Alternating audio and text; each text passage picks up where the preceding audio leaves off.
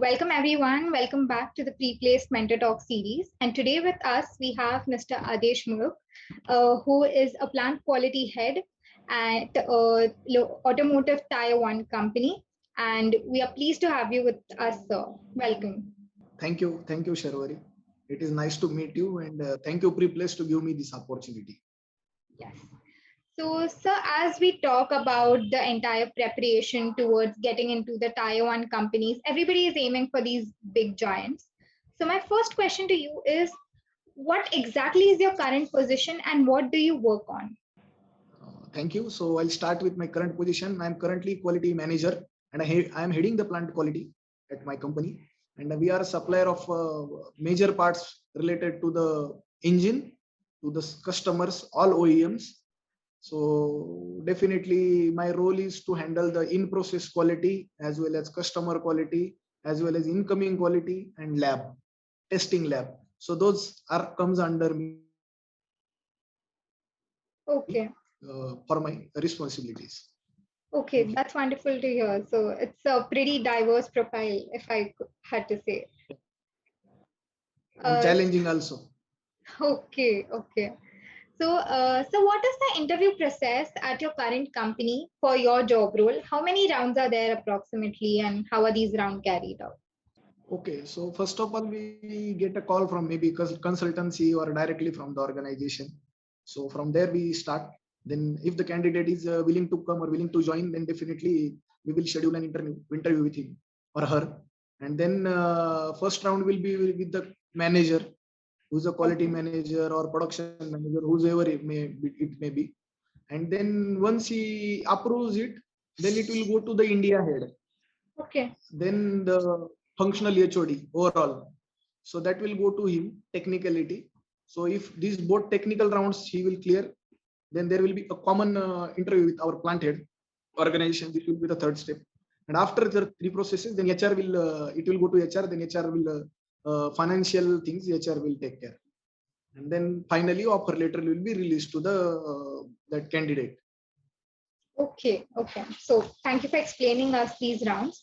We believe resume, of course, plays a huge part in your entire selection process. So would you like to put some light on what do these HRs or recruiting managers look for in resumes for your job profile?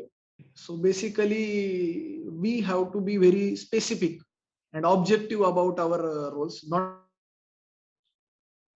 too subjective, saying that we are into which manufacturing organization. Yes, definitely that is required. But what are the specific daily work management, what we are doing in the shop floor, DWM, we called it as.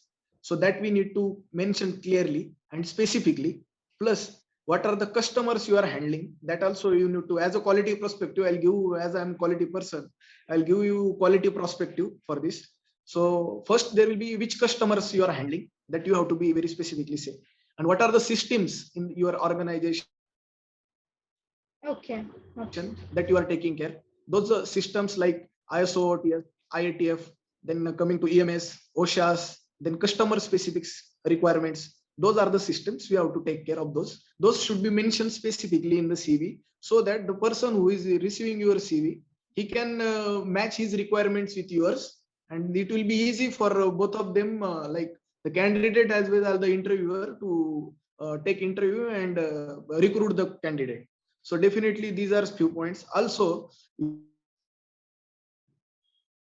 your capabilities or your special skills, you need to highlight in a rating way, like out of 5 for the system, how much you are, for customer support, how much you rate yourself. So that will give confidence to the person who is interviewing, and he can able to understand the level of your understanding of the requirements. So that is second thing. And third thing, you should your educational background should be specifically mentioned there with the years and your percentage and all the details, so that it will clarify that person whether there is any backlogs or any year down of that candidate is there, or he is passed out within the stipulated time, plus adding to it how much percentage he got. So he's take academic quality also they can understand. And last point is will be the languages, what you are aware of the languages. That is also another point which you should mention specifically in the CV. So that's it. That's, I think these 4 points will clarify everything. And if you are like 3-4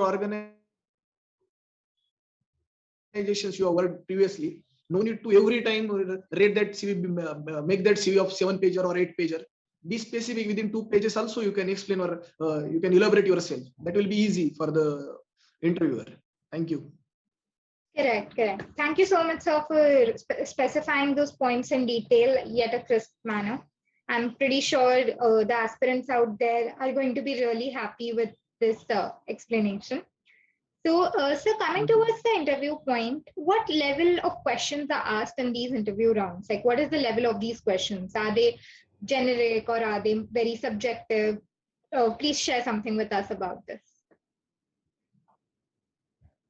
Yeah. Basically, whenever somebody is coming for interview, let's say he is a 4 or 5 years experience, we'll take as a experience, and we have to take him in a position of engineer at quality department. For example, I'll give you example with that level only, quality side. So starting with him, we will go through his first name, the detail, background, family members, generic questions first. So we will understand his educational and generic background.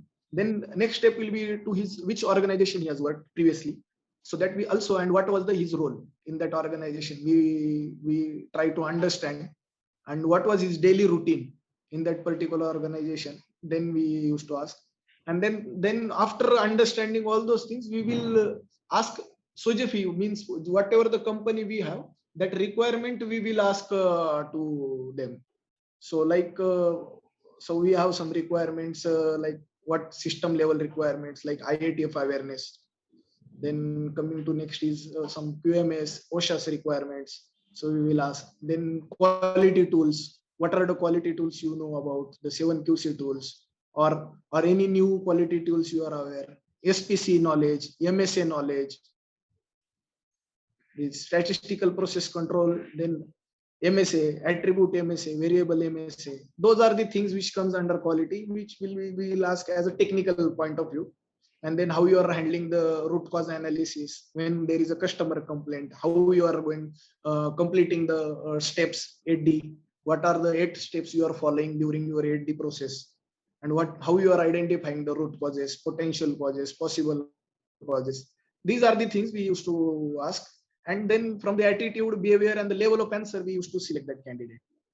So this is the way we used to ask questions. Okay, okay. Thank you so much for that answer, sir. My next question, Yeah. moving towards the same interview direction, is that any specific courses or resources that you would like to mention for aspirants who are preparing for this job role? Sure. So basically, the knowledge of the quality tools, knowledge of control plan and PFMEA. So these are a few points which are mandatory and which we need to understand. And then coming to 7QC tools requirements and customer specific requirement study. Okay. These are the things which are mandatory to go for this interview. Okay, okay. Thank you so much, sir, for sharing that with us. I know people, you must have seen a lot of people, a lot of aspirants come fully prepared for the job role and everything.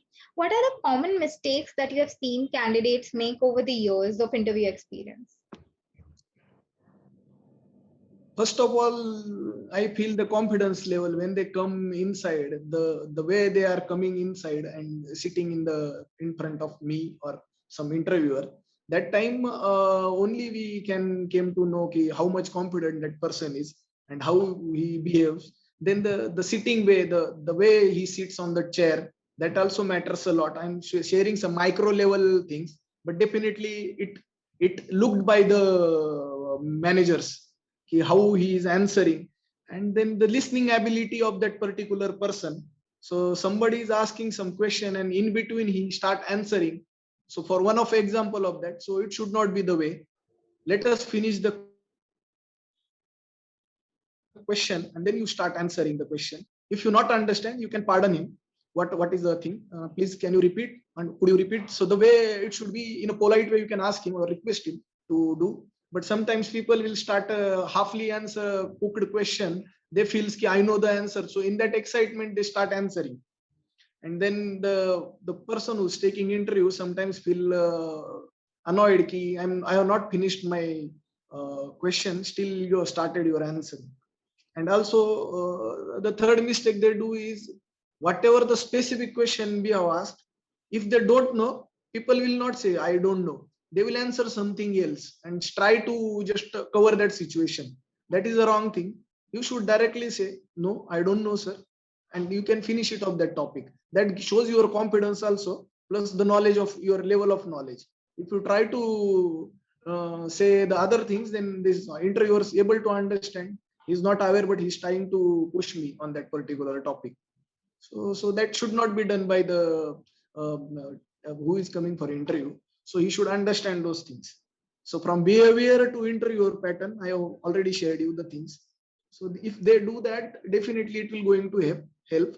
As it is a short term, we have to finish. Otherwise there are basic principles which you have to follow during interview. That separately definitely I'll like to highlight those things. Okay, thank you so much for sharing that insightful answer, sir. I'm pretty sure these small things are often overlooked, but this answer is definitely going to help a lot of candidates. So, so my last question, any tips you would like to give the aspirants or any candidates who are really looking forward to making a career in this domain? Any tips you would like to give those people? First of all, don't go by the opportunity you have received.